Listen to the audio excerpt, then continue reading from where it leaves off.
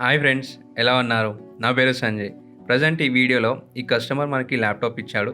దీంట్లో main problem ఏంటంటే boot time చాలా తీసుకుంటుందంట. అండ్ అలాగే ఏదైనా యాప్స్ ఓపెన్ చేయాలన్నా గానీ చాలా టైం తీసుకుంటుందంట. అండ్ మనము ప్రజెంట్ దీంట్లో వచ్చేసరికి 4 జీబీ ర్యామ్ ఉంది. అండ్ అలాగే 1 టీబీ హార్డ్ డిస్క్ ఉంది. ఇప్పుడొచ్చేసరికి మనం దీన్ని ర్యామ్‌ని అండ్ ఆ హార్డ్ డిస్క్‌ని అప్‌గ్రేడ్ చేద్దాం. ఇక్కడ చూసుకోవచ్చు, ఓపెన్ చేయగానే లోపల బాగా డస్ట్ ఉంది.